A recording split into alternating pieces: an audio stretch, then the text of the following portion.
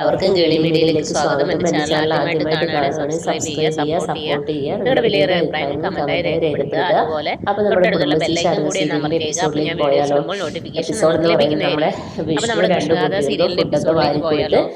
ഇന്നത്തെ എപ്പിസോഡ് എന്ന് പറയുന്നത് നമ്മുടെ നവീൻ്റെയും ഗാഥയുടെയും കല്യാണ തീയതി നിശ്ചയിക്കുകയാണ്. അങ്ങനെ ഫംഗ്ഷനൊക്കെ നടക്കുന്നു. പക്ഷേ ഗാഥയ്ക്ക് മനസ്സിലാക്കുന്നു തന്റെ അമ്മയും ഇതിന്റെ പിന്നിലുണ്ടല്ലോ. അങ്ങനെ പിണങ്ങി അവിടെ നിന്ന് ഇറങ്ങി പോവുകയാണ്. ഗാഥ വണ്ടി എടുത്തിട്ട് അങ്ങനെ എല്ലാവരും പുറകെ സിതാരെ കഴിക്കുന്നു. അതിനുശേഷം അപ്പൊ നവീന് വീട്ടുകാരും ചോദിക്കുന്നു ഗാഥ എവിടെയെന്ന്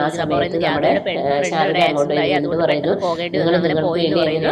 അപ്പൊ സിതാരയും എല്ലാവരോടും യാത്ര പറഞ്ഞിറങ്ങിയാണ്. ഇതേ സമയത്ത് മാണിക്കുഞ്ഞ് നവീനോട് പറയുന്നു ഇവിടെ എന്തോ നടന്നിട്ടുണ്ട്, അമ്മാവനോട് ചോദിക്കുക എന്നാ മനസ്സിൽ അങ്ങനെ കീർത്തിയുടെ അച്ഛനോട് കാര്യങ്ങൾ ചോദിക്കുന്നു. അങ്ങനെ കീർത്തിയുടെ അച്ഛൻ കാര്യങ്ങൾ പറയാൻ നിൽക്കുന്ന സമയത്ത് നിർമ്മലയും കീർത്തി അങ്ങോട്ടേക്ക് വരുന്നു. നിർമ്മല പറയുന്നു എന്താണ് അറിയേണ്ടതെന്ന് ചോദിക്കുന്നത്. എന്റെ ഭർത്താവിനോട് കൂടുതലൊന്നും ചോദിക്കേണ്ട, നിനക്ക് ദൈവം നിന്നോട് ദൈവം ചോദിക്കും എന്നൊക്കെ പറഞ്ഞിട്ട് ഭീഷണിപ്പെടുത്തിയിട്ട് പോവുകയാണ്. അപ്പൊ മാണിക്കുഞ്ഞ് പറയുന്നു നല്ല രീതിയിൽ ചോദിച്ചില്ല പറഞ്ഞേരെന്ന് പറയും. ഇവരെയൊക്കെ എപ്പോഴും ഇവിടെ പറഞ്ഞു വിടേണ്ടതാണെന്നൊക്കെ പറയും.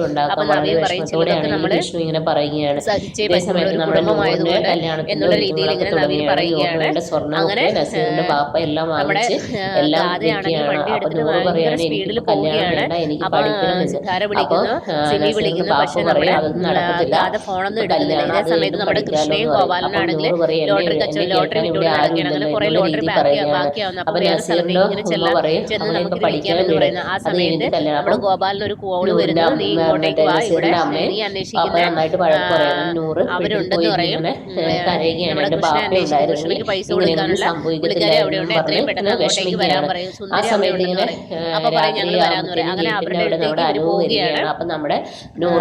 പിന്നെ ആണെങ്കിൽ ഗാഥ ഇങ്ങനെ ഓടിച്ചു പോകുന്ന സമയത്ത് റോഡിലൊരു സർപ്പത്തെ കാണുക. സർപ്പത്തെ കണ്ട് വണ്ടി വെട്ടിക്കുന്ന സമയത്ത് വണ്ടി പോയി ഒരു മരത്തിലിടിച്ച് ആക്സിഡന്റ് ആകുകയാണ്. പുറകെ സിതാര മേഡവും അവരും കാണുന്നു. അങ്ങനെ നമ്മുടെ ഗാഥയും ഹോസ്പിറ്റലിൽ കൊണ്ടുപോകുകയാണ്. ഹോസ്പിറ്റലിൽ എത്തിച്ച് ട്രീറ്റ്മെന്റ് സ്റ്റാർട്ട് ചെയ്യുന്നു. ആ സമയത്ത് നമ്മുടെ സിതാര പറയുന്ന കല്യാണം ഒരിക്കലും നടക്കാൻ പാടില്ല, ഇതൊരു സൂചനയാണ്, നീ കണ്ടില്ല അത്രയും തിരക്കുള്ള സിറ്റിയിൽ ആ പാമ്പ് ഇങ്ങനെ വന്നു, ഇതൊക്കെ ഒരു സൂചന തന്നെയാണ്, ഇത് ഒരിക്കലും കല്യാണം നടക്കാൻ പാടില്ല, അല്ലാതെ അവളെ എന്നോട് പിണങ്ങി പോയത് കൊണ്ടല്ല ഇങ്ങനെ ആയതൊക്കെ പറയുന്നു.